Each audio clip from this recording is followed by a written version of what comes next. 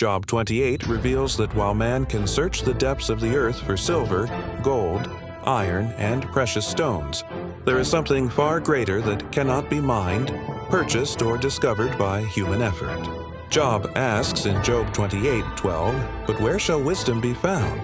And where is the place of understanding?" He then declares in Job 28:13, "Man knoweth not the price thereof, neither is it found in the land of the living." This sets the foundation that God's wisdom cannot be assigned a human value. Then Job makes a statement that anchors this study in Job 28:17. "The gold and the crystal cannot equal it, and the exchange of it shall not be for jewels of fine gold." God's wisdom cannot be compared to wealth exchanged for luxury, or matched by the most valuable materials on earth. Scripture confirms this repeatedly. Proverbs 3:13-15 says, "Happy is the man that findeth wisdom. She is more precious than rubies, and all the things thou canst desire are not to be compared unto her." Proverbs 8:10-11 declares, "Receive my instruction and not silver, and knowledge rather than choice gold. For wisdom is better than rubies, and all the things that may be desired are not to be compared to it." And Proverbs 16:16 reinforces, "How much better is it to get wisdom than gold, and to get understanding rather to be chosen than silver." Job explains why wisdom is priceless in Job 28:23.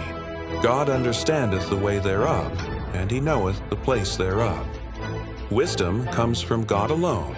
As Proverbs 2:6 states, "For the Lord giveth wisdom. Out of his mouth cometh knowledge and understanding."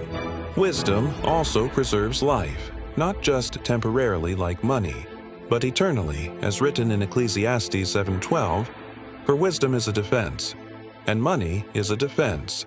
But the excellency of knowledge is that wisdom giveth life to them that have it." Job then concludes the chapter by defining wisdom itself in Job 28:28. "Behold, the fear of the Lord, that is wisdom, and to depart from evil is understanding." Wisdom is not intelligence, education, or success. It is reverence and obedience to God. The question then becomes how much we value it. James 1:5 says, "If any of you lack wisdom, let him ask of God." Matthew 6:19-20 warns us, "Lay not up for yourselves treasures upon earth, but lay up for yourselves treasures in heaven."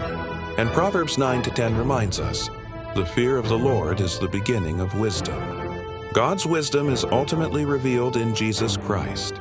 1 Corinthians 1:24 calls him Christ the power of God and the wisdom of God. And Colossians 2:3 declares, "In whom are hid all the treasures of wisdom and knowledge." Job 28:17 teaches that you cannot put a value on God as wisdom because it outweighs every earthly treasure.